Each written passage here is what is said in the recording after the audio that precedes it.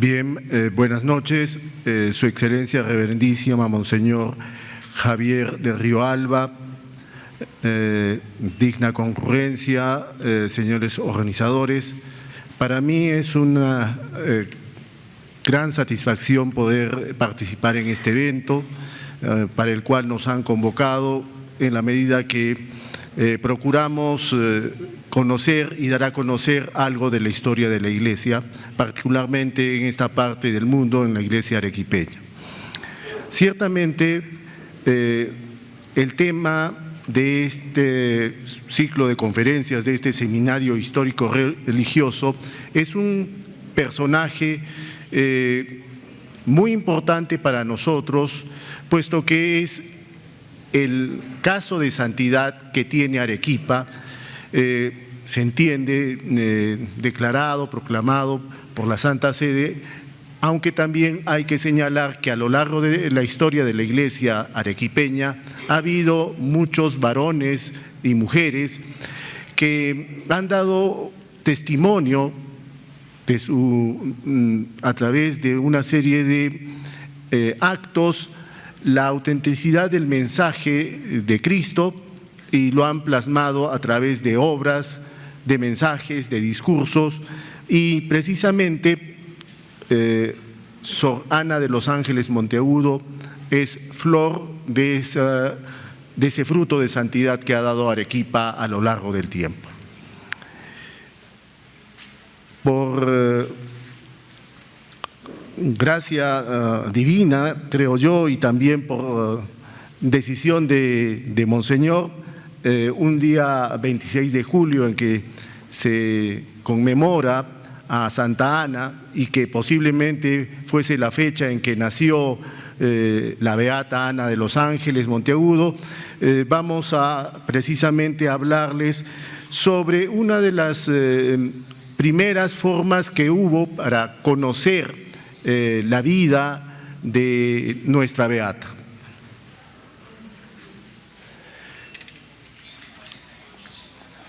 Cuando hablamos de Sor Ana de los Ángeles Monteagudo, hacemos referencia a una mujer que a lo largo del siglo XVII pasó por los claustros del monasterio de Santa Catalina de Arequipa, de la cual se ha hablado mucho, se ha escrito no tanto, y que debido a eso se ha elaborado en diferentes momentos una imagen no necesariamente ajustada a la verdad.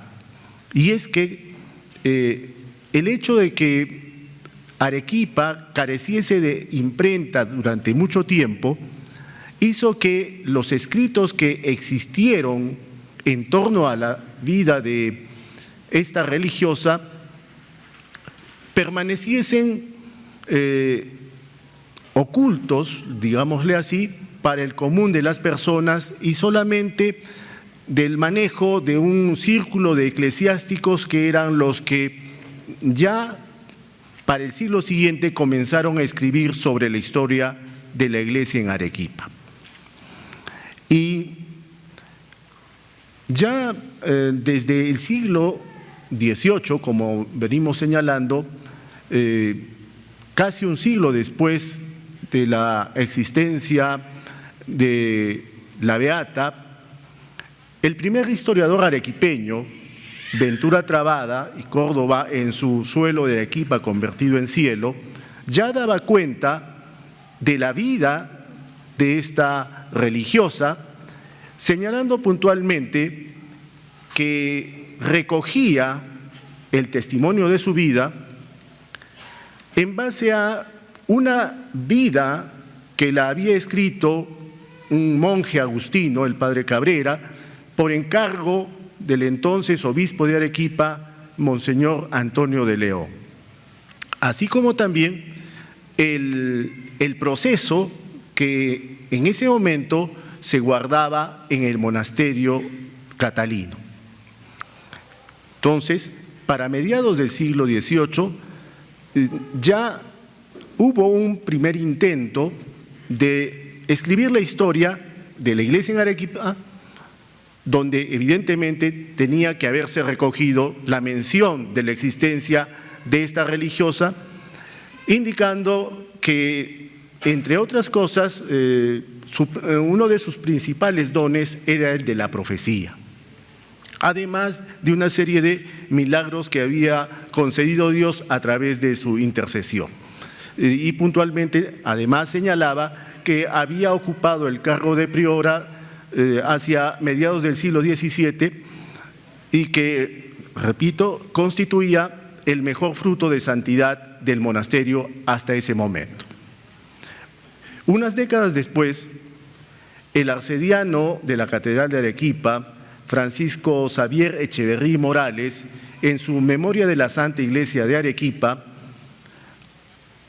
recogía otro testimonio de tanto del monasterio en referencia como de la Madre Monteagudo, señalando datos biográficos en torno a sus padres y nuevamente en torno a ese don de profecía.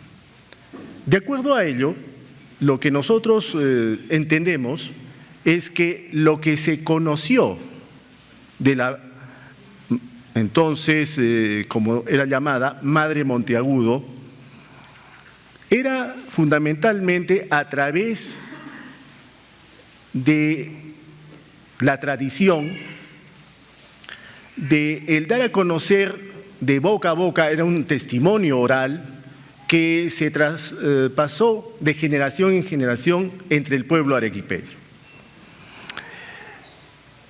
Pasaron los años y en el siglo XIX, con lo que significó el cambio de situación, esto es, el paso del virreinato a la república, podemos entender que en años tan convulsos poco se pudo hacer para avanzar en el proceso y entonces este debió quedar paralizado y guardado en el archivo del convento. Y finalmente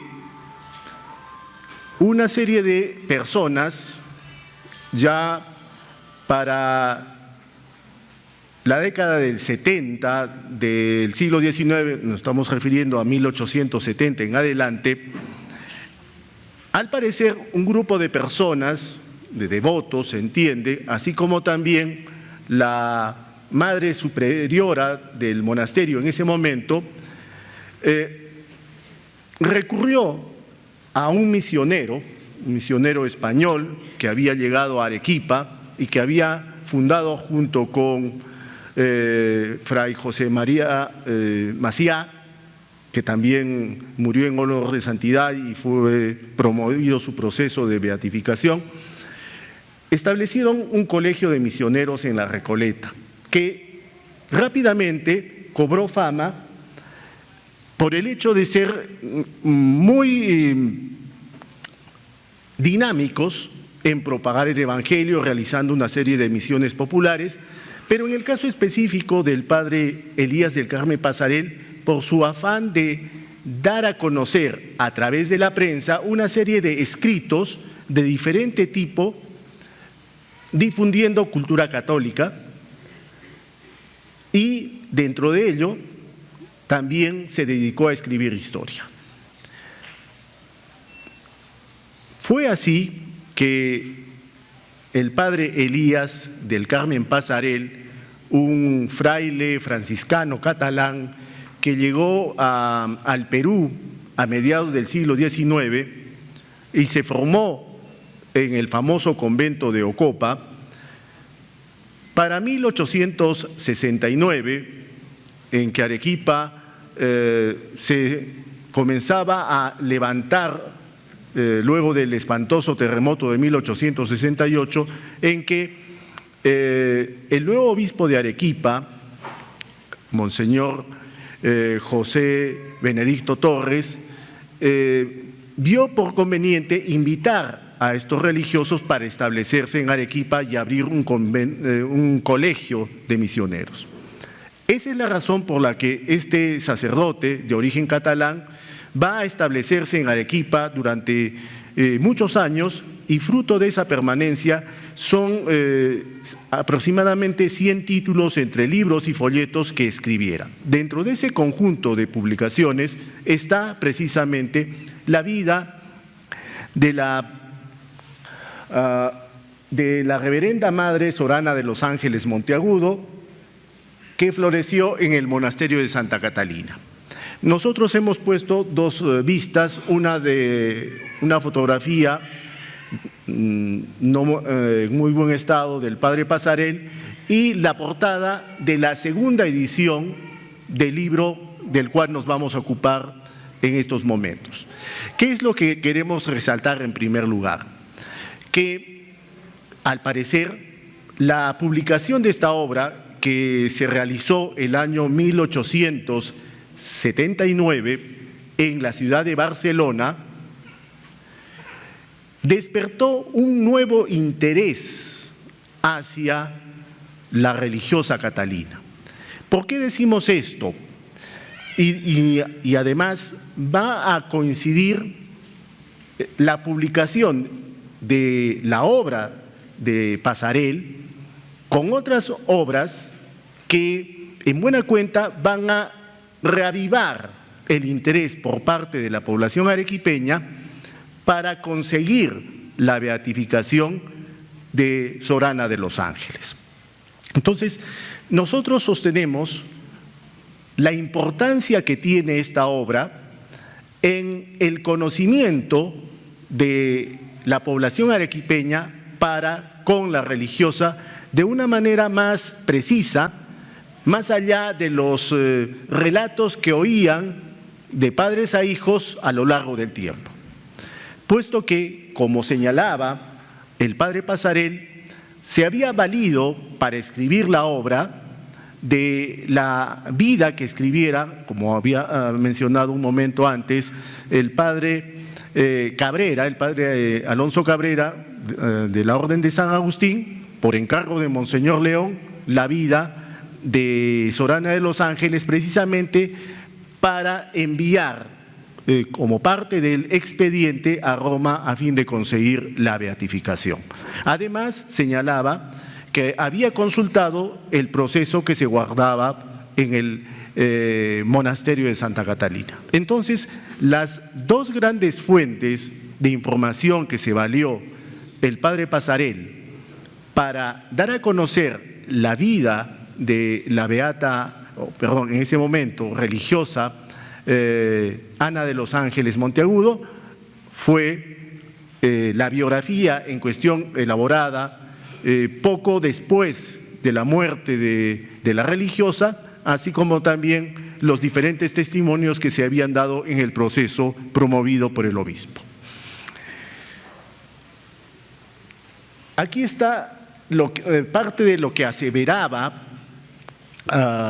Ventura Trabada en su obra Suelo de Arequipa convertido en cielo, y que puntualmente indicaba que era la primera flor de santidad que tenía el monasterio de Santa Catalina, y puntualmente ahí nos habla las fuentes que siempre van a ser tomadas inicialmente para elaborar la biografía de Sorana de los Ángeles. En primer lugar, el religioso Alonso Cabrera de la Orden de San Agustín, así como también el archivo de la catedral y también del monasterio de Santa Catalina.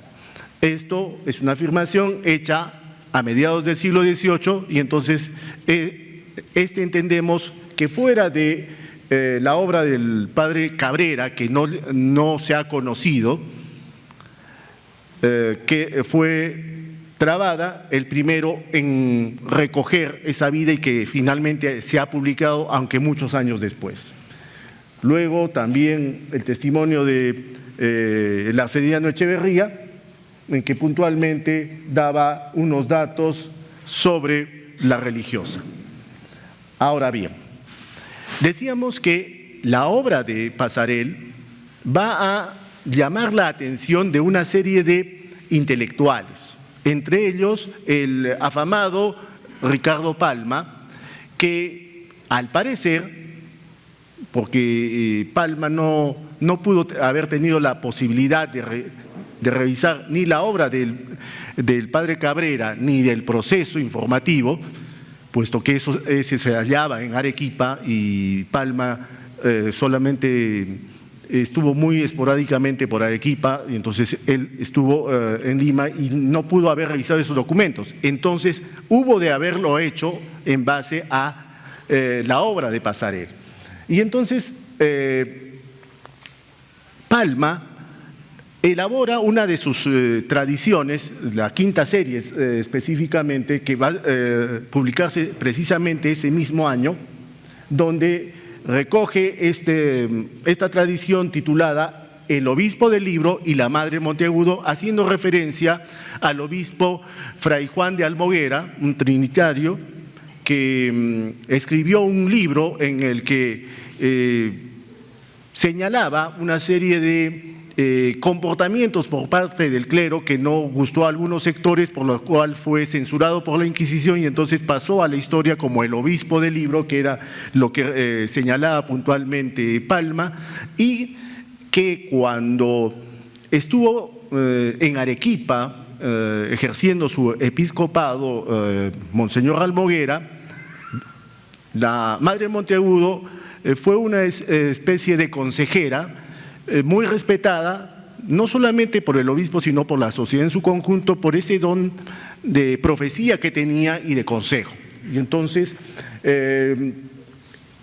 algo que puntualizaba el autor de las tradiciones es que, como ustedes van observando, en el monasterio de Santa Catalina de Arequipa había allá, por el siglo XVII, una monja conocida por la madre Ana de los Ángeles Monteagudo, de la cual refieren sus paisanos maravillas tales que la hacen acreedora a que Roma la canonice y coloque en los altares. Es decir, ya había traspasado las fronteras de la ciudad y había llegado a oídos de Ricardo Palma, que recogió esos, llamémosle, hechos anecdóticos y lo plasmó en una de sus famosas tradiciones.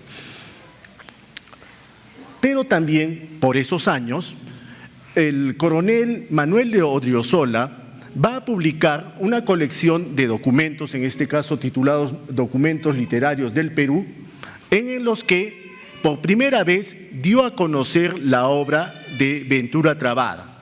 Por tanto, también podemos ir dándonos cuenta que va a ser la publicación de estos escritos donde se recoge la vida de la madre Monteagudo lo que va a llamar la atención hacia su vida y va a significar un nuevo impulso en su causa.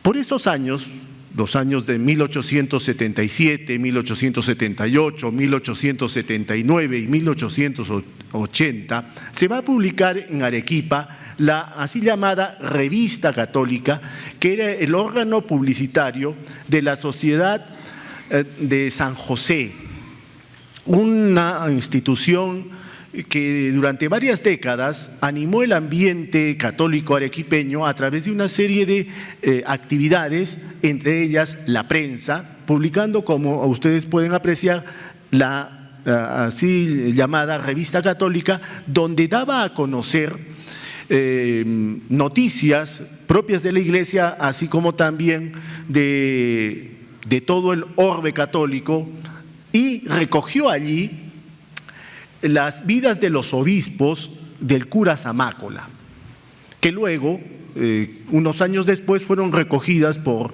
el entonces cura del Sagrario, José María Carpenter, en la obra que tituló Apuntes para la Historia de Arequipa.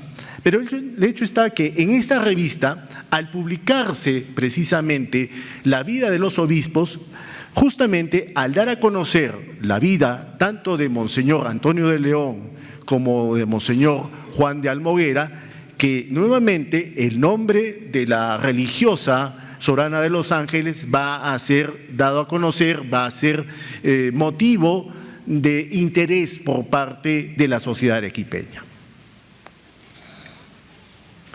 los apuntes en mención que fueron publicados el año 1888, y entonces estamos observando que durante aproximadamente una década, de manera publicitaria, va a ir dándose a conocer fragmentos de la vida de la religiosa, puesto que no va a tener, al parecer, mucha circulación la obra de Passarell. No hemos visto mayores ejemplares en las diferentes bibliotecas religiosas arequipeñas, y entonces podemos entrever que, si bien es cierto fue un gran esfuerzo editorial, no alcanzó a tener la circulación. Entendemos que fue por el hecho de ser impresa en Barcelona, allí en España, y entonces no debieron llegar muchos ejemplares. Y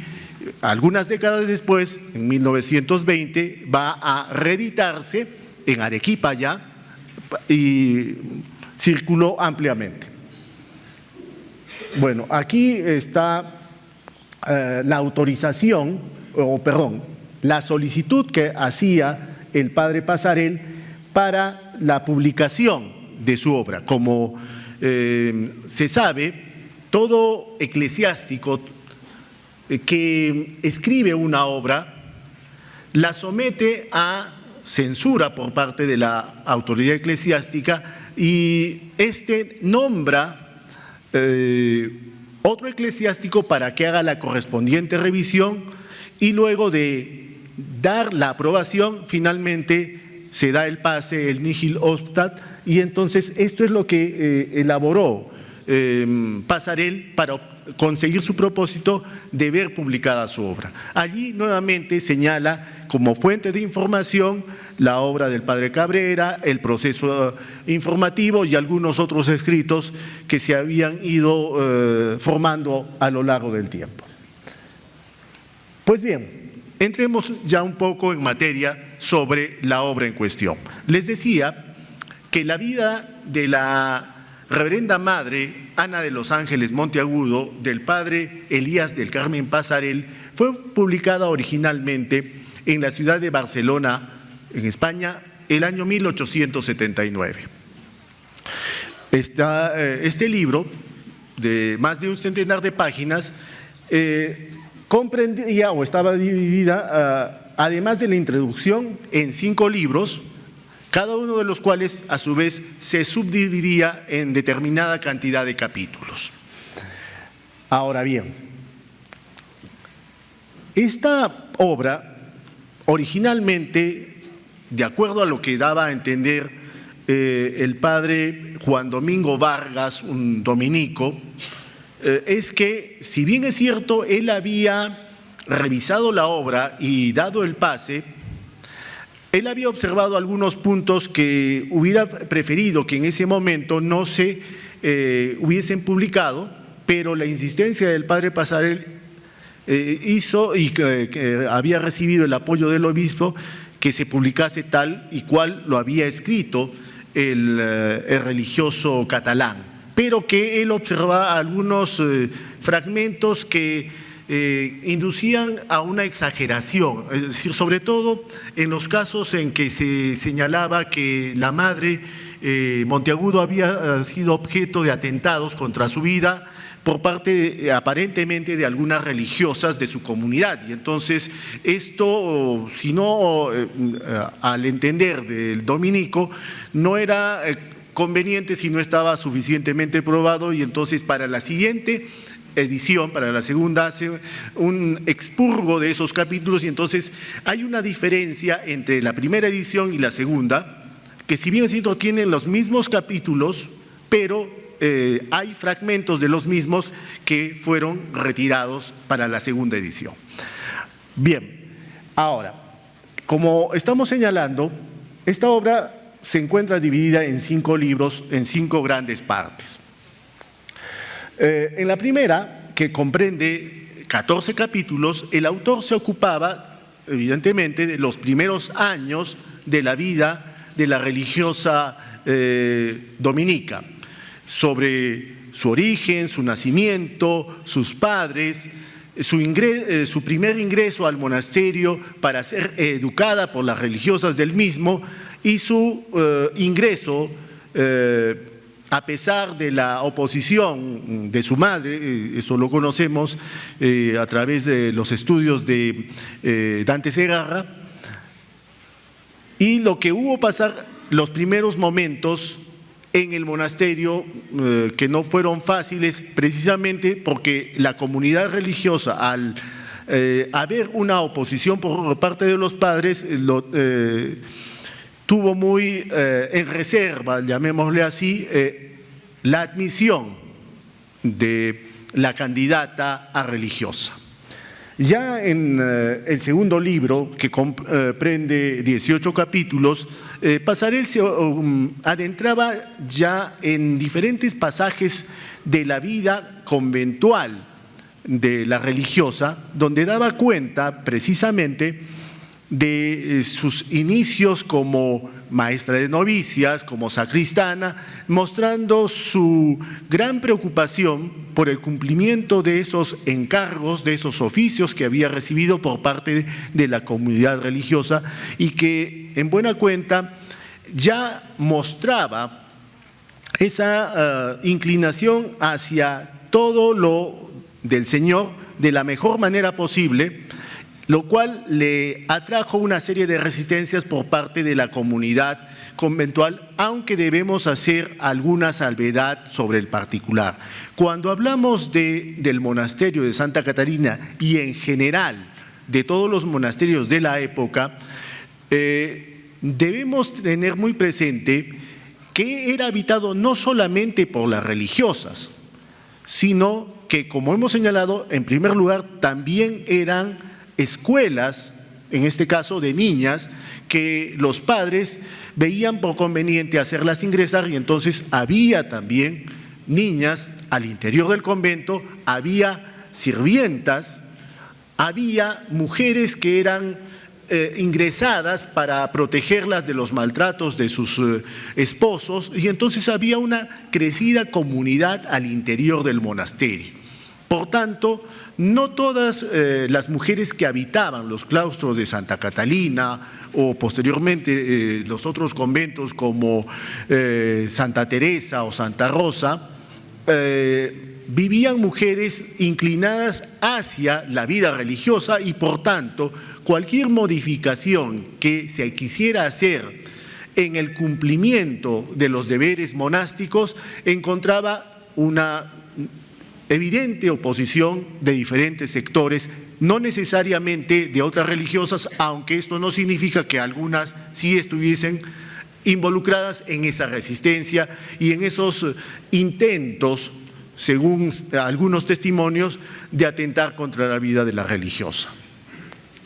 En el tercer libro, que comprende 21 capítulos, el religioso franciscano se ocupó ya del cargo que recibió como priora del monasterio, una responsabilidad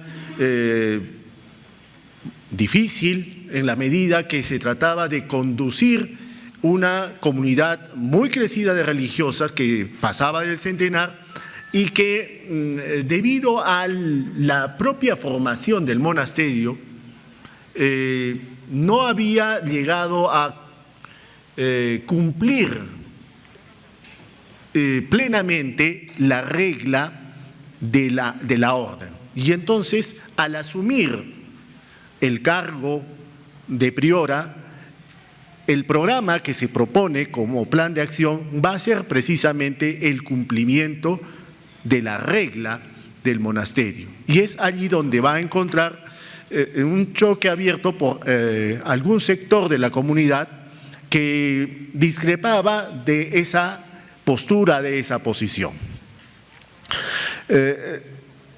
Passarell, entiendo yo, que con ánimo de mostrar la valentía, también el sacrificio que hubo de realizar la religiosa Catalina y por tanto tratar de mostrarla como un grado heroico a fin de conseguir precisamente el propósito que tenían entre manos, que era la beatificación, puso particular énfasis en esas situaciones, y eso es lo que luego le sería observado en la publicación de la segunda edición. En el cuarto libro, que comprende 20 capítulos, ya allí se desarrolla más ampliamente otros temas, como por ejemplo este don profético que tenía la religiosa y que quedaba traslucido a través de algunos de los testimonios recogidos en el proceso informativo, y que también había quedado en la memoria colectiva de la población arequipeña, de los cuales también Pasarell tuvo conocimiento. Y bueno, en los capítulos finales se ocupa de su religiosidad, es decir, de la promoción de la religiosidad dentro de la historia del monasterio. Se sabe que, o por lo menos se cuenta, que fue precisamente Sorana de los Ángeles quien promovió la devoción a la Virgen de los Remedios, una de las, la patrona en buena cuenta del monasterio, y el cuidado que ella tuvo y los hechos portentosos que se daban a conocer sobre la llegada de la imagen, sobre la protección que había ejercido sobre el monasterio en épocas de Avenida de Ríos, y con el peligro que experimentó de ser inundado el monasterio, y la decisión que tuvo Sorana para permanecer en el monasterio frente a la orden recibida de abandonar los claustros y trasladarse a otros a fin de salvarlas de esa posible inundación. Entonces, esta obra lo que procuró es dar a conocer precisamente esos aspectos de la vida de la religiosa que mostraban su apego al cumplimiento de la regla, su caridad, su don profético, sus devociones, particularmente a las almas del purgatorio, a San Nicolás de Tolentino, a Santo Tomás de Villanueva. Todas esas facetas de su vida son dados a conocer precisamente por la obra del padre Pasarell, y en ese sentido, esta obra, la primera, de allí está la importancia, que llegó a la prensa. Queda evidenciado que ya había una vida de la religiosa, del padre Alonso de Cabrera, agustino, pero que al no haber sido publicada nunca, la versión de Pasarell que recoge de Cabrera precisamente es la que toma mucha importancia por ser la que fue la que difundió la imagen que se conoció de Sorana de los Ángeles durante mucho tiempo, hasta que nuevos estudios, como por ejemplo del padre Ambrosio Morales, un dominico a mediados del siglo XX, y luego los de Dante Segarra, han dado mayores luces sobre la vida de Sorana. Pero estamos frente a una obra que, sin lugar a dudas, tiene un lugar dentro de la historiografía eclesiástica y dentro de la historia de Arequipa, por darnos a conocer la vida de la santa arequipeña, de la Madre Monteagudo, que ahora recordamos a través precisamente de estas conferencias, y que debemos tener muy presente que nuestra veneración hacia la Madre Monteagudo se apoya en una verdad histórica que ha sido recogida en una serie de documentos y que se han plasmado en varias publicaciones, dentro de las cuales destaca la vida de la Madre Sorana de los Ángeles Monteagudo, del religioso franciscano Fray Elías del Carmen Pasarell. Muchas gracias.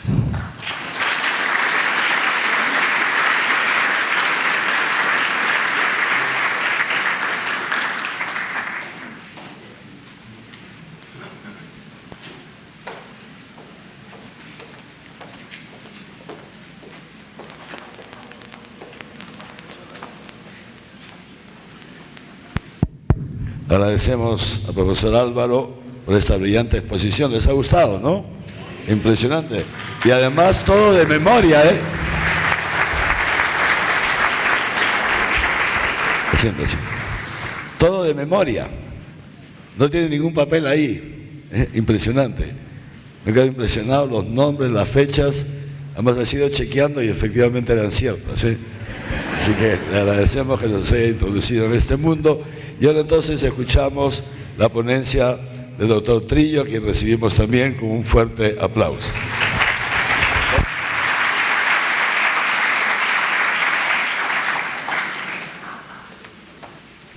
El doctor César Trillo Rodríguez es doctor en medicina, como habrán podido ver en su programa, especialista en medicina interna, nefrología, inmunología clínica, trasplante renal y en procura y por dar testimonio que es un excelente médico, porque una vez nada más me vio y me dijo: monseñor, vaya a que le haga una radiografía porque tenemos que confirmar que usted tiene un... ¿Se acuerda, doctor? No se acuerda de mí.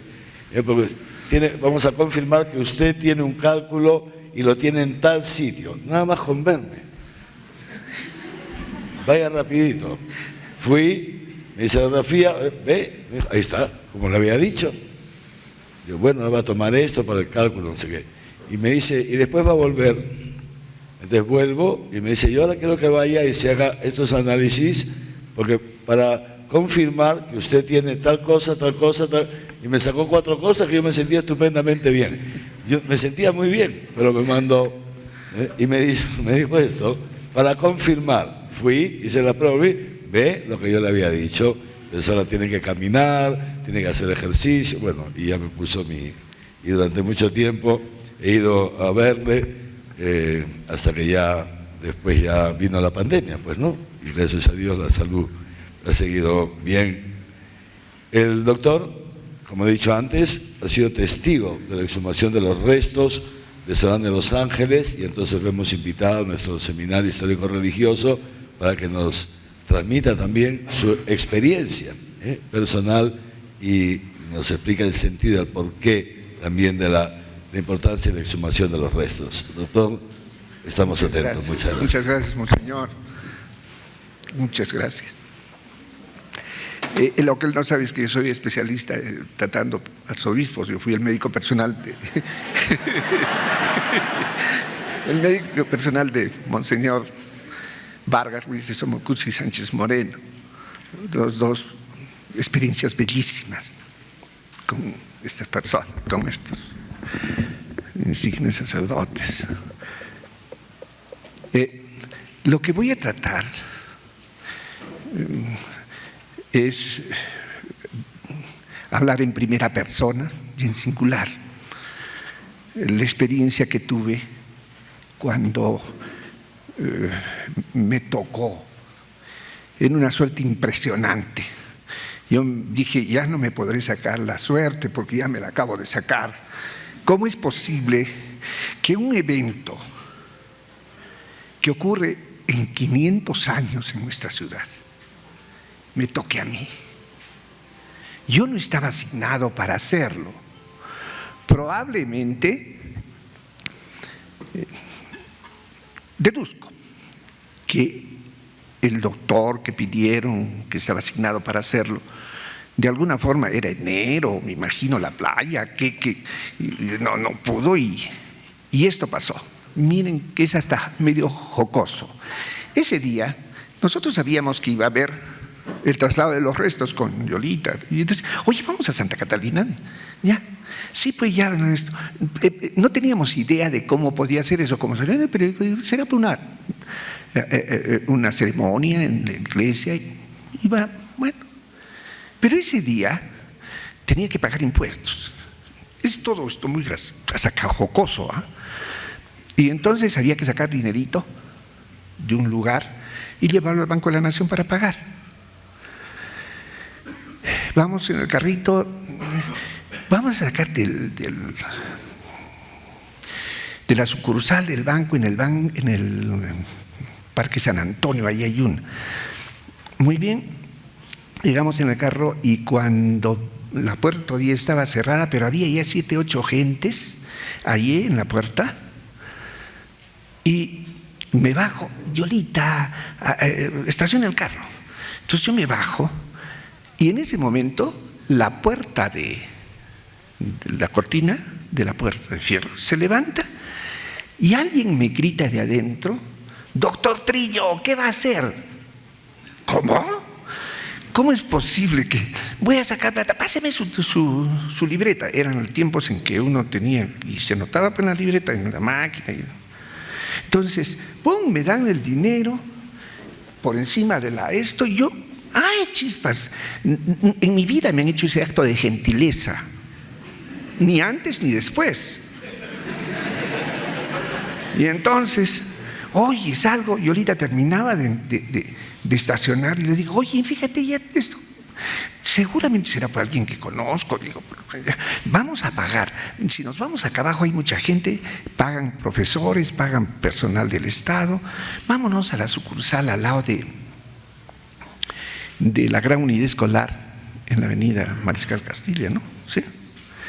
Y entonces, para ver que haya menos gente, vamos, y cuando llegamos a una oficina chiquita y una cola que daba la vuelta a la esquina, ya pues ni modo, estamos acá. Entonces me acerco a la puerta para pedir el formulario, para hacer el formulario, y el policía me dice: ¿tiene usted que formar la cola? Lo que quiero es que me den el formulario. Ya me voy, lo lleno y me voy pues a la cola. Entonces grita: es para formulario. Entonces voy, me acerco a la ventanilla y por encima me pasan el formulario. Entonces me aprovecho de llenarlo, lo termino de llenar, firmo, me voy para mi cola, y en ese momento se abre la ventanilla. ¿Y usted qué va a hacer? Pagar. Aquí.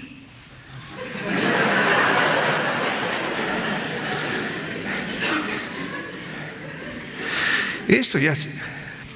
¿Qué día de suerte? Entonces, habían pasado ni media hora y lo que nos iba a demorar toda la mañana ya estaba hecho. Entonces, de aprovechón, estábamos a 3 cuadras en Apima para hacer el control del carro, pues, ¿no? Y estaba la oficina donde hacen la revisión técnica, 3 cuadras más arriba.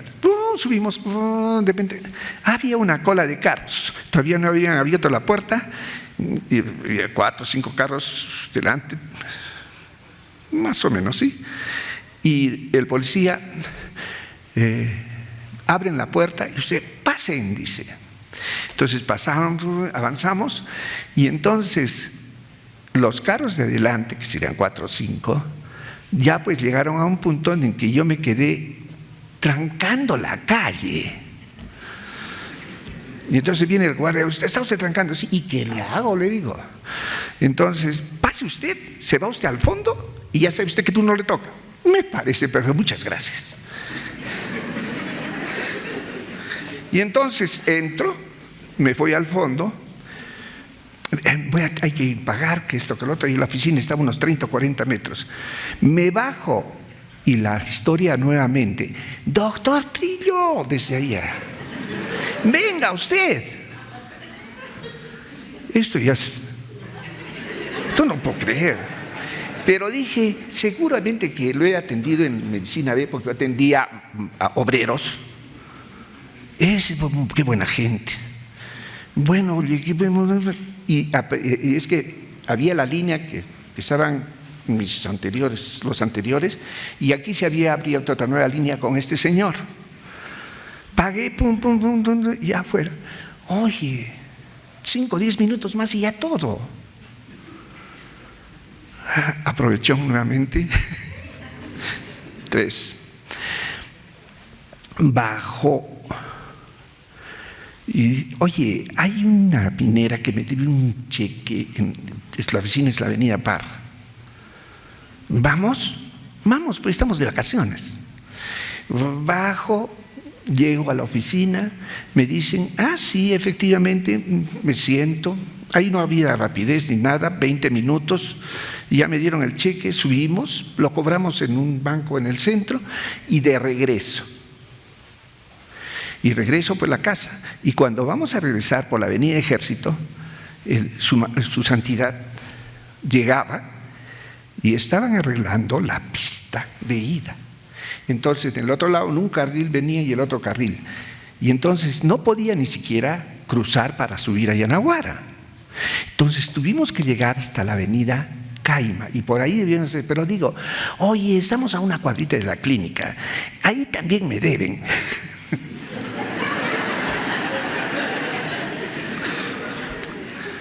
Bueno, estaciono el carro, y es que todos los detalles estos son tan interesantes.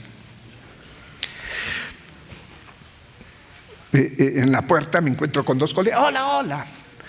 En la salita de la entrada, 4 o 5, me voy por el pasillo donde está la contabilidad, 2 más. Abro la contabilidad, tenía mucha confianza, casi me vivía ahí en esa clínica. ¿Ya? Y entonces lo encuentro al contador hablando. Y los médicos somos chismosos. Nos fijamos en todo, debemos de fijarnos, paramos la oreja de todo, ¿sí? Y escuché que le hablaba, Monseñor, el director de la clínica y el subdirector de la clínica no están aquí, están en una comisión de coordinación de la atención de los dignatarios, de los sacerdotes, obispos, quien iban a acompañar a su santidad, porque su santidad tenía otro sistema de protección. En cambio, sus acompañantes estaban designados a la clínica y ellos estaban coordinando eso. Levanta la cara y me dice, oye César, ¿no quieres ir a reconocer los restos de Sorana? Por supuesto, le dije, si es lo que pensaba ir. Ahorita salgo y le digo a Yolita que vamos. Pero en ese momento entra Fermín Toledano, era el superior que en paz descanse, ya. El superior de la clínica, le quita el teléfono y comienza a suplicarle a Monseñor Vargas de querer ir. Yo no entendí nada. Terminó, colgó el teléfono y dije, oye, yo no entiendo esto. ¿Cómo es que yo puedo ir? ¿Quién soy? ¿Y tú le estás rogando? Voltea, y porque terminó cuando le dijo que sí, tiró el mandil al techo, saltó como perico, pero hizo. Y yo digo, ¿y por qué? Volteé y me dice, ¿no te das cuenta? ¿Cuándo vas a tener la oportunidad de ver los restos de un santo? Ahí comenzó todo.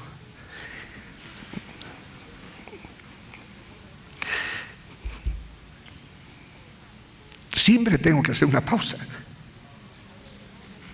para no perder la ecuanimidad.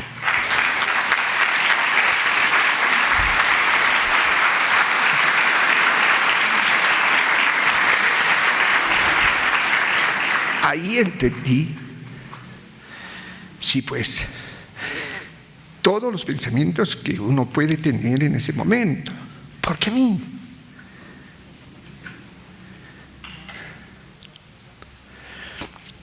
Entonces llegamos,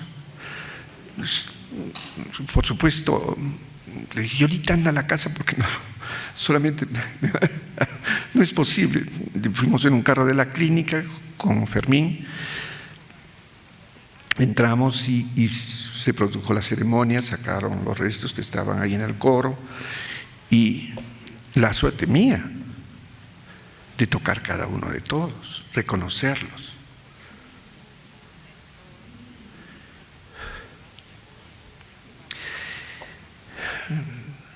Termina la ceremonia, habían los personajes.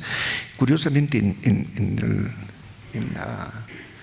lo único que podría añadir es que en el acta no está la presencia de Fermín, y Fermín estaba, me imagino de que por razones administrativas no podría estar su nombre. Entonces Esto me marcó, claro, hasta la fecha.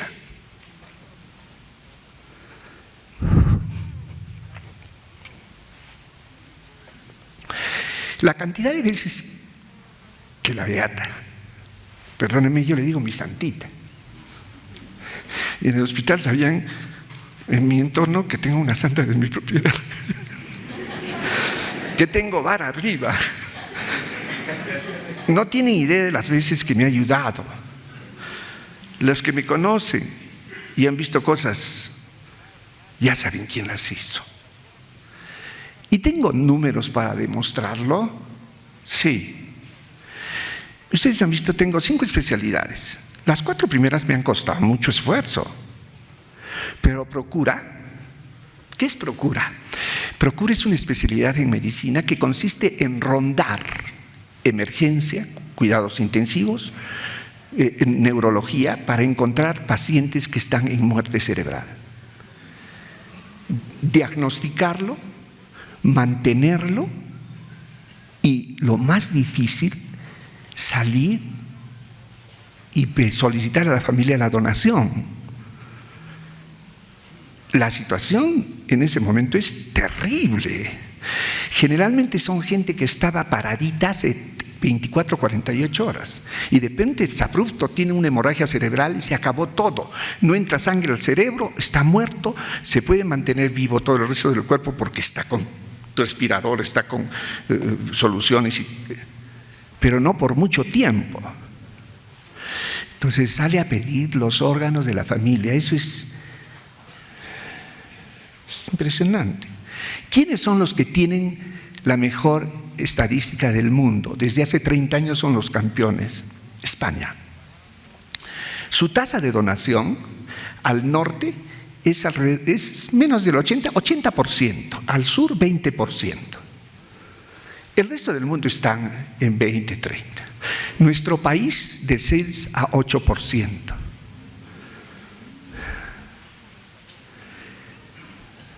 ¿Cómo hago esto? Nunca tuve entrenamiento. Un buen día, después de que hicimos el primer trasplante de donante vivo, que se hizo tanta cosa, ¿no? y sale Pedro Emilio, estaba en el mismo piso que nosotros, la unidad de cuidados intensivos, me dice: hoy tengo una señora profesora que viene con una hemorragia cerebral y está en muerte cerebral. ¿Y has hecho el diagnóstico? Sí, estamos haciendo ahorita el electroencefalograma plano. Si el electroencefalograma es plano, no hay actividad cerebral, ya está muerto. Y el resto de órganos los hacemos funcionar artificialmente. Y entonces digo: ya pues, bestial, ya sí, es plano. Muy bien. Bueno, pues habrá que pedir, ¿quién sale a pedir a la familia los órganos? Eso fue lo que dije. Éramos 4 o 5. Toditos salieron corriendo, que uno tenía que hacer una cosa, el otro otra cosa. Y a mí, yo no tengo en eso soy un inútil de poder conversar, es un inútil. ¿Qué hago? Ya a recurrir siempre a la Virgen, a Dios y a mi santita. Y lo que me enseñó. Entonces yo tengo que hacer de limosnero, así me dijo, así me dije. Tienes que limosnear. Y para limosnear, ¿qué hay que hacer? Tienes que humillarte. Los doctorcitos somos bien pavitos, ¿sí? Nos gusta. Y la adulación, a ver, bájate.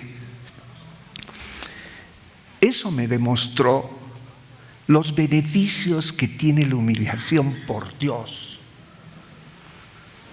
Cuando uno se humilla, ¿cómo es que las cosas pueden? Lo voy a decir en términos que siempre digo. Uno siente la caricia de Dios muy rápidamente. Que algo lo humilla a uno. Mi experiencia ha sido inclusive agradecer la humillación, porque muy rápido, más rápido que tarde, he tenido la caricia real de Dios. ¿Cómo?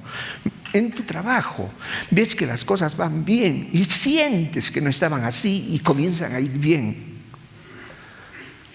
Las cosas que les cuento no valen para lo que imagino es la tarea todavía no cumplida de nosotros y que ella sea santificada para la gloria del Señor y provecho nuestro. Porque al final de cuentas son mi opinión y la rigidez con que deben de ser manejados estos actos son bueno que sea rígido. Yo le digo que ella es la santita de los milagros de la vida cotidiana, porque comprenderán que me aprovecho no es cierto. Si yo tengo la sensación y no lo puedo quitar, es racional que piense de que de alguna forma, por no sé qué, me eligió. Y probablemente para ayudarme, porque es todo lo que ha hecho, ayudarme. Entonces, ¿cómo explicar que yo en esa especialidad que no tiene ningún entrenamiento tenga 80-85% de aceptación familiar? 10 años consecutivos, la más alta tasa de trasplante renal por millón de habitantes por año del mundo, acá.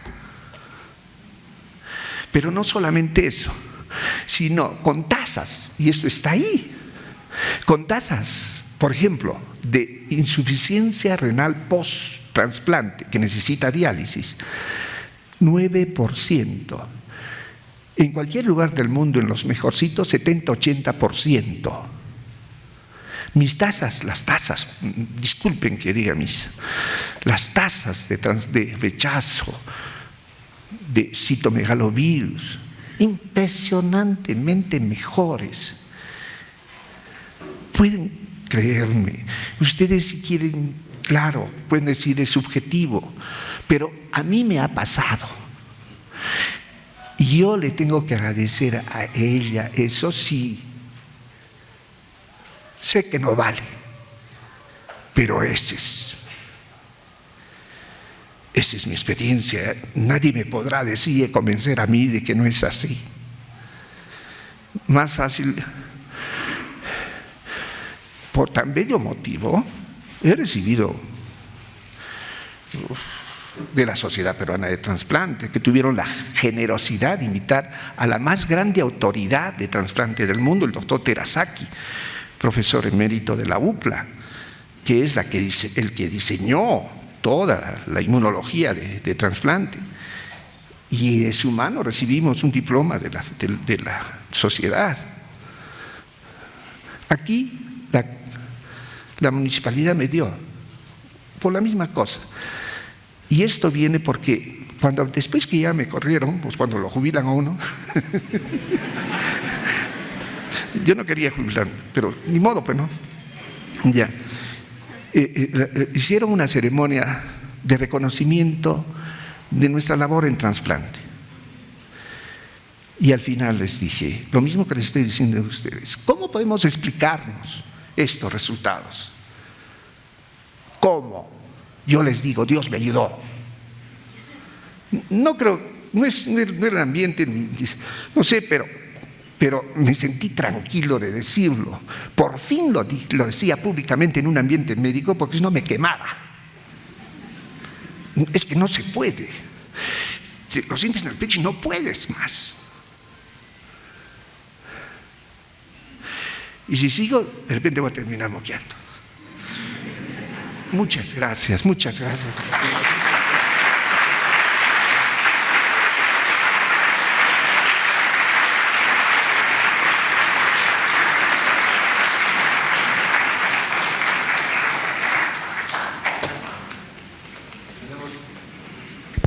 Tenemos unos minutos todavía y quisiera aprovechar para pedirle al doctor Trillo si nos podría explicar, digamos, en lo que sea accesible a nuestro entendimiento, leo en la materia, en qué consistió la ceremonia, digamos, el acto, ¿no?, de la exhumación de los restos, ¿no?, en qué consistió, y si ese acto, al estar ahí presente, usted nos ha dicho que esto le impactó mucho, ¿no?, al estar ahí, ¿no?, si usted vio, digamos así, que los que lo acompañaban, ¿no?, vio también de alguna manera cierto impacto. ¿Qué significa estar en una exhumación?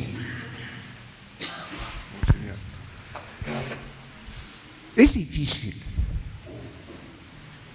para un creyente mantener la ecuanimidad.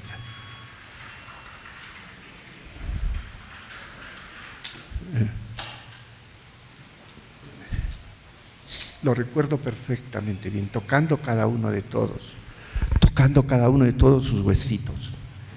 Trajeron una cesta cuadradita que sacaron del coro y reconocer cada uno de todos los huesitos. Y había alguien que tomaba nota. Sí, ahora quieren que les cuenten. Yo dije, algo me darán porque me tengo que llevar algo.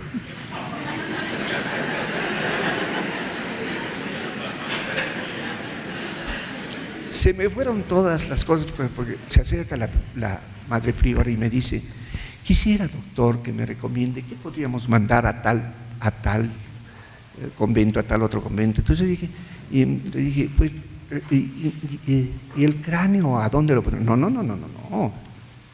Les mandaremos pues una falange. Yo dije, a mí no me dan ni cuadras. ¿Saben lo que hice? Aparté mi mano, todo lo que podía pegarse en mi mano y lo puse en un papel. Y eso es lo que conservo.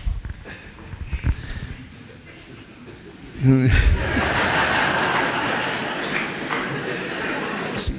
¿Y cuál es el mensaje que yo estoy convencido? Ustedes los envidio, ¿eh? Sí. Nunca habré dictado más de 1000 conferencias, más en mi vida, en pregrado, posgrado. Siempre garanticé que yo debería saber, o sabría de lejos más que todo el resto. Ahora créanme que me siento absolutamente al revés.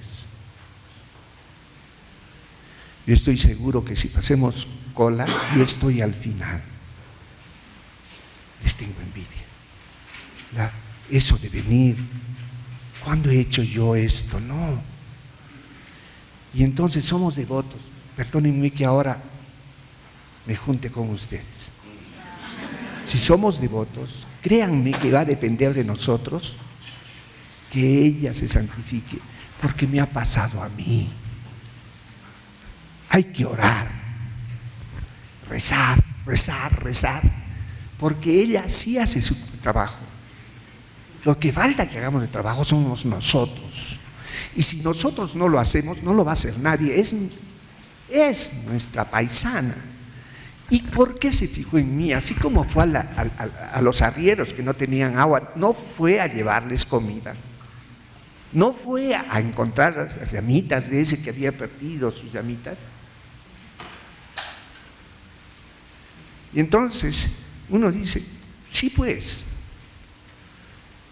si nosotros no lo hacemos, si nosotros no tenemos esa tarea que todavía no hemos cumplido, otra de las cosas que dije, tengo que mantener los ojos bien abiertos, porque por algo me está cañoteando, algo tengo que ver que vaya a pasar. Han pasado 30 años sin nada, entonces no estamos haciendo nuestra tarea. Nosotros tenemos que hacer, todos tenemos que hacer la tarea. Y es orar. Yo nací el día de San Benito. Ora et labora. Me formé franciscano. Haz siempre lo necesario, terminarás haciendo lo imposible. Esas son las cosas que me han resonado siempre. Y creo que son los primeros pasos, porque pedirle hazme el milagro que yo no hago nada, no, si hay cosas que tienes que hacer, pero el orar es indispensable. Y es que el orar es ligarnos a Dios.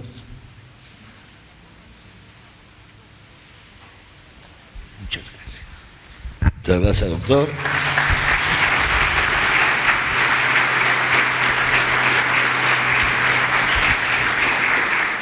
efectivamente, digamos, uno de los frutos que deseábamos y seguimos deseando como consecuencia de este primer seminario, que es un primer seminario histórico religioso, como habrán visto en el programa, dice primer seminario, no es el único, es un primero, y uno de los frutos que deseábamos alcanzar era justamente esto, despertar en nosotros este deseo, esta identificación, digámoslo así, con la Beata Sorana, que es pues el primer fruto reconocido de santidad aquí en nuestra hoy arquidiócesis de Arequipa.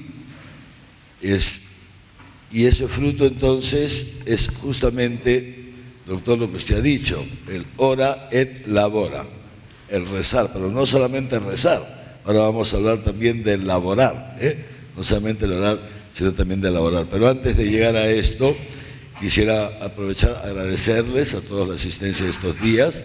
No vamos a ir todavía, en unos minutos, pero por favor no se vayan todavía, y agradecer a nuestros expositores, porque a lo largo de estos días, como habíamos anticipado al comenzar nuestros encuentros, pues el Señor nos ha ido llevando a través de nuestros expositores, poquito a poquito, aproximándonos a nuestra Beata.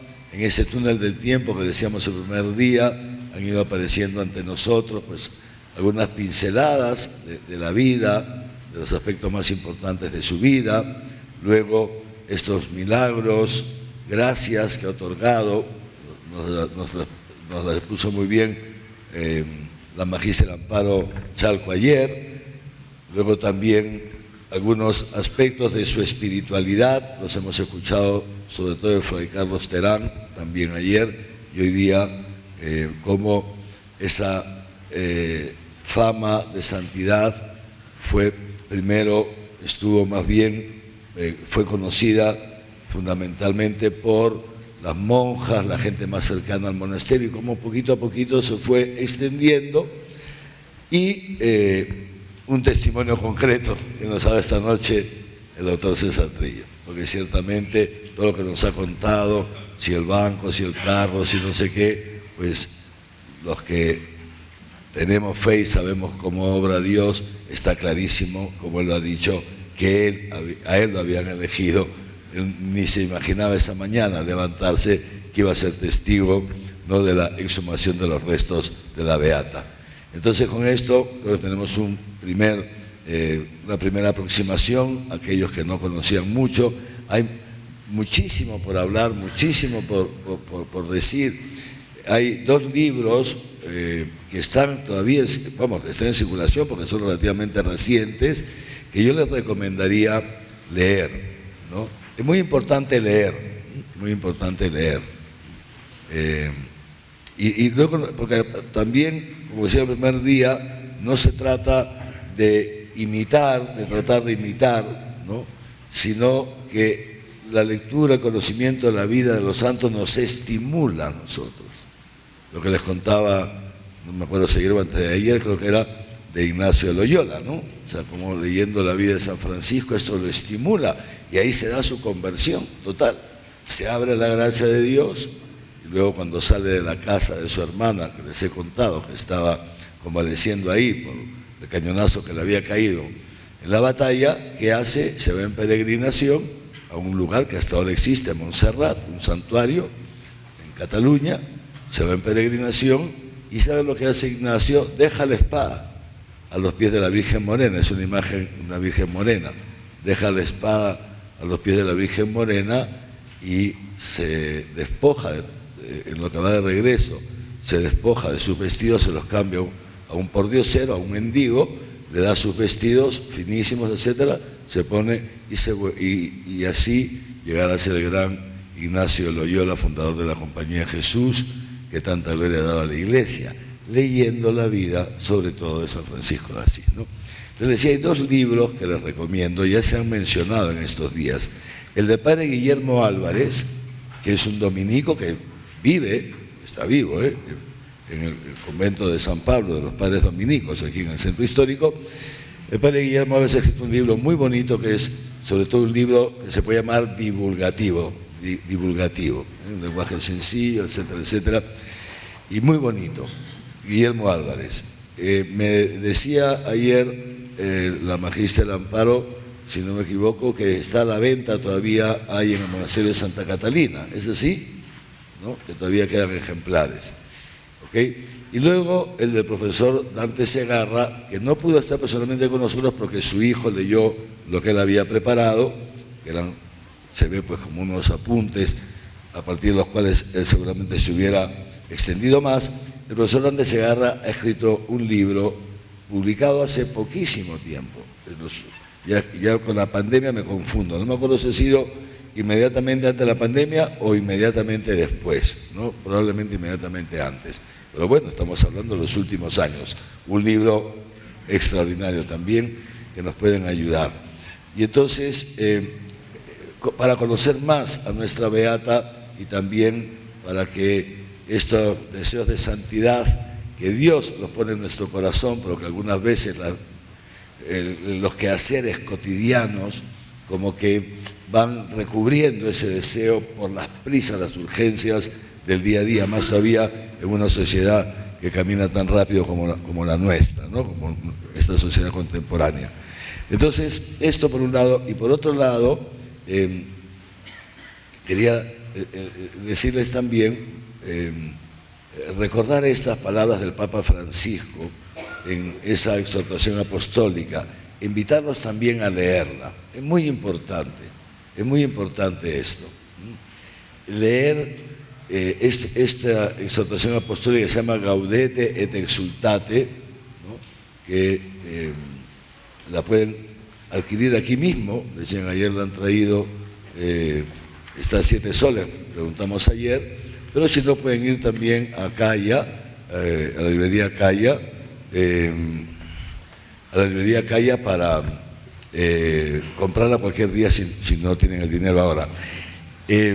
Porque habla sobre la santidad, como les decía, el Papa Francisco habla sobre la santidad en el mundo actual. ¿Es posible hoy, en esta generación, en el siglo XXI, ser santos, participar en la santidad de Dios? Sí, y con eso ya quería ir terminando. El número 32 de este documento nos dice el Papa Francisco: no tengas miedo de la santidad, no te quitará fuerzas, vida ni alegría. Todo lo contrario, llegarás a ser lo que Dios pensó cuando te creó, el diseño de Dios en ti, y serás fiel a tu propio ser. No tengas miedo de apuntar más alto, no tengas miedo de apuntar más alto, de dejarte amar y liberar por Dios. Esto es la santidad. La santidad, lo explicará luego el Papa, no es producto del esfuerzo humano, no es del mero esfuerzo humano. No es esto la santidad. La santidad es un fruto que se da en nosotros en la medida en que nos abrimos al amor de Dios. Aquí, como se dice hoy día, necesitamos mucho seguramente cambiar de chip, porque tenemos tal vez una imagen, una comprensión del cristianismo que no es la adecuada, que es, digamos así, que tiene falencias, que tiene ciertas falencias.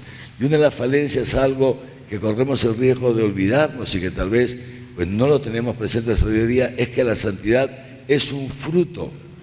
No, alguien decía, creo que el primer día, no me acuerdo, o ayer, esto tan bonito, ¿no? Santo no se hace, el santo es el que se deja ser. Fruto del amor de Dios en nosotros, abrirnos al amor de Dios.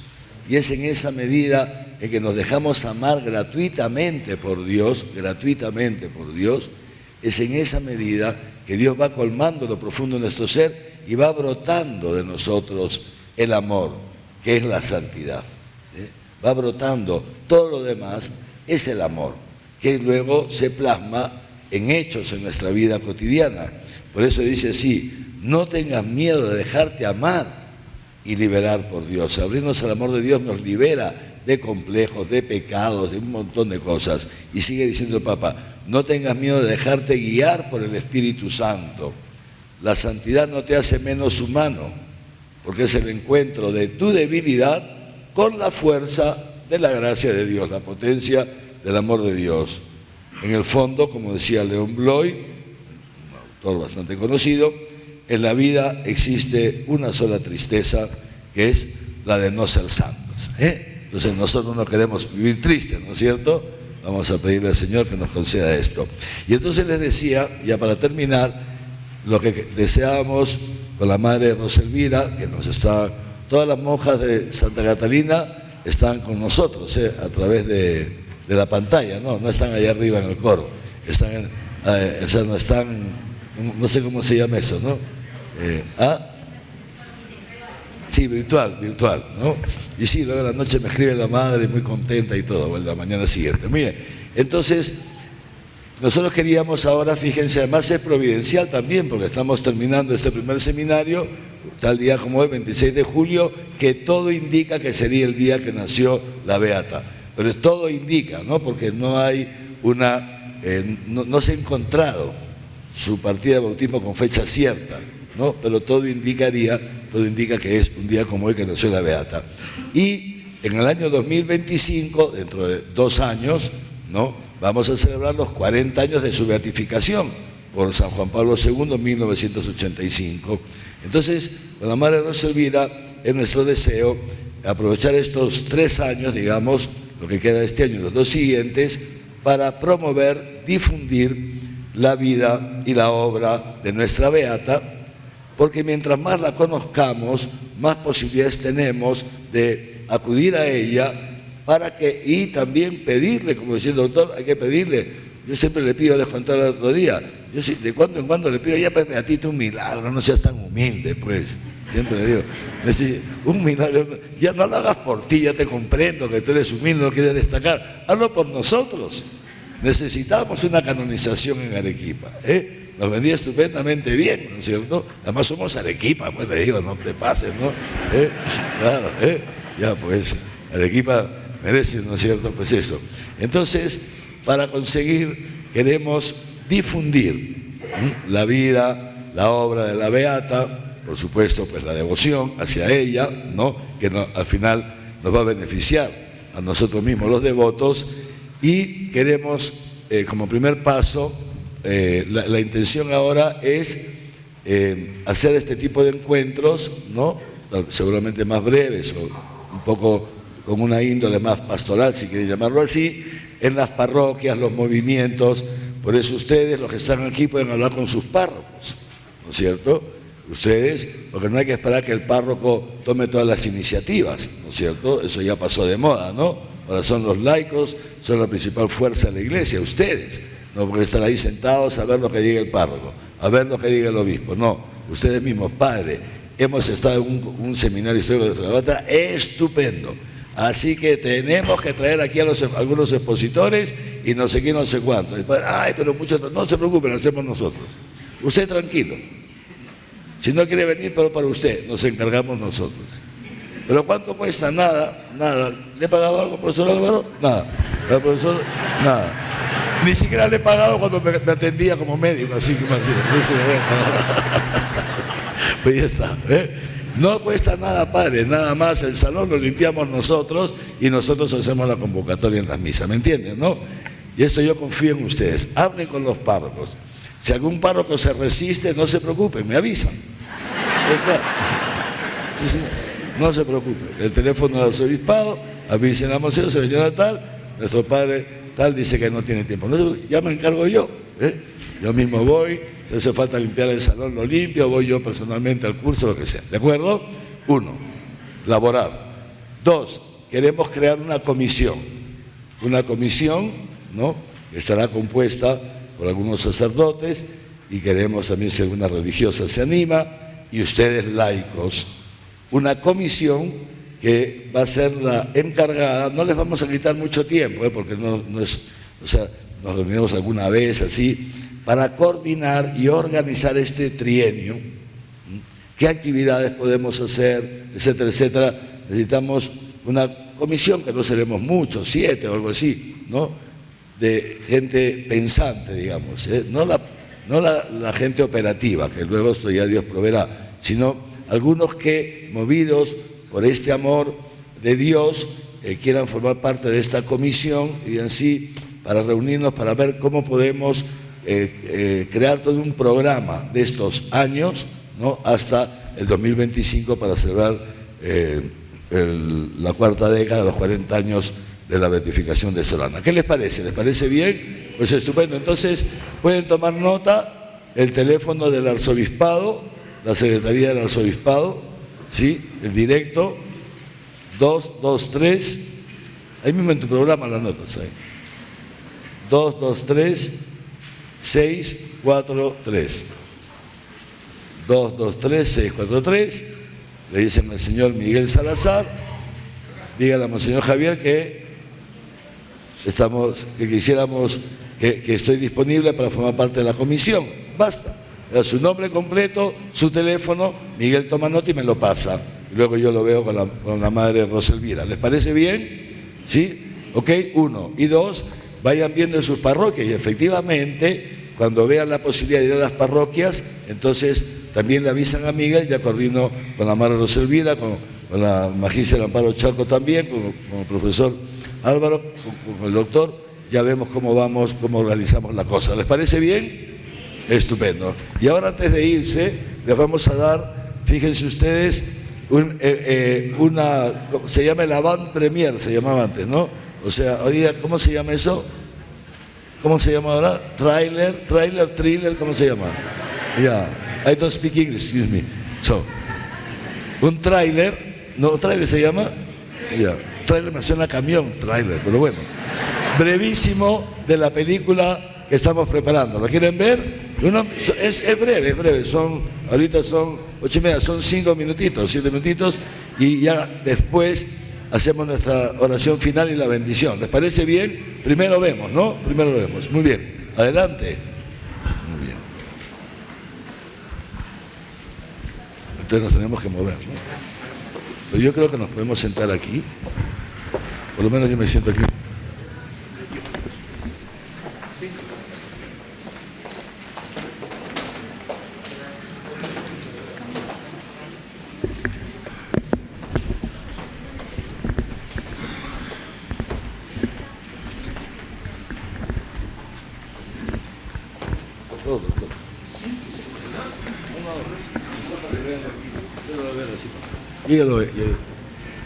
Muy bien. Nuestra historiadora. Ella está acompañando todo, está como guiando, ¿no?, la parte histórica, ¿no? Muy bien. A ver. Monseñor Javier de Río Alba, doctor César Trillo, magíster Álvaro Espinosa, comunidad de madres del monasterio de Santa Catalina y público en general, buenas noches.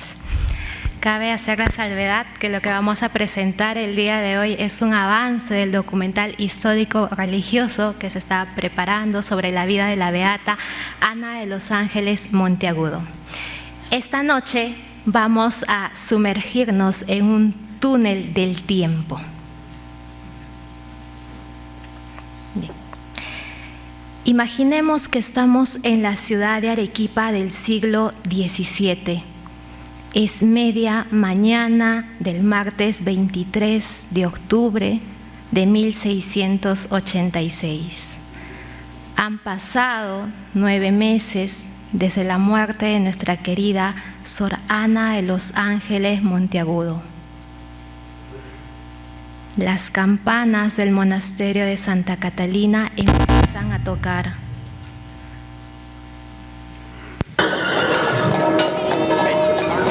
Convocando a todas las religiosas del coro bajo el templo del monasterio. Ahí se encuentran reunidos el obispo don Antonio de León, el señor deán, el médico y el sacristán. Y poco a poco van llegando las religiosas. Se van a exhumar los restos de Sor Ana de los Ángeles. Algo maravilloso está por pasar. Se exhala un olor especial que incita a la devoción y a no moverse de aquel lugar. hay un profundo silencio donde apenas se escucha el chasquido que hacen las cuentas de los rosarios al pasar las Ave María. Todos quedan asombrados por el hecho extraordinario que están viendo. ¿Pero qué es lo que ven? ¿Por qué todos están sorprendidos?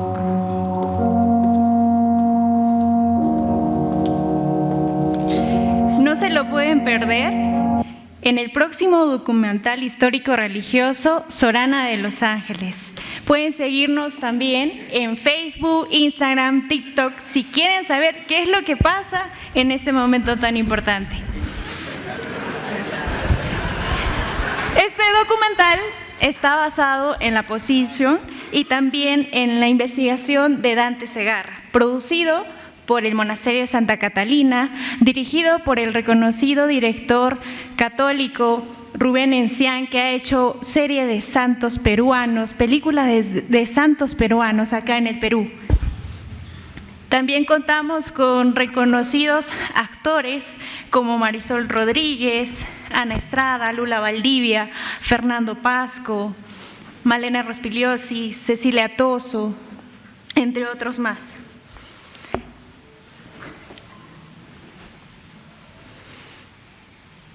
Y también aquí les mostramos un avance de lo que fue este lindo rodaje en el mes de marzo en el Monasterio de Santa Catalina. Ahí tenemos a los actores, al equipo técnico, al director de fotografía. Contamos también en este documental con la presencia en entrevistas de Monseñor Javier, Monseñor Chau, Álvaro Espinosa, el doctor Trillo, Madre Priora también está ahí, y también el reconocido historiador Dante Segarra. Así, les animamos a seguir estas redes sociales y también animándoles a que podamos apoyar como arequipeños el cine católico, y más que es de nuestra querida beata Sorana de los Ángeles. Y Dios mediante, este documental se va a estrenar en septiembre, así que depende de cada uno de nosotros que estamos presentes aquí, de llenar todas las salas y también promover ese amor por la beata, sobre todo también imitándolo en sus virtudes, ¿no? Y su gran amor por Dios, por ende también ese gran amor por las almas y en especial a las almas del purgatorio. Gracias.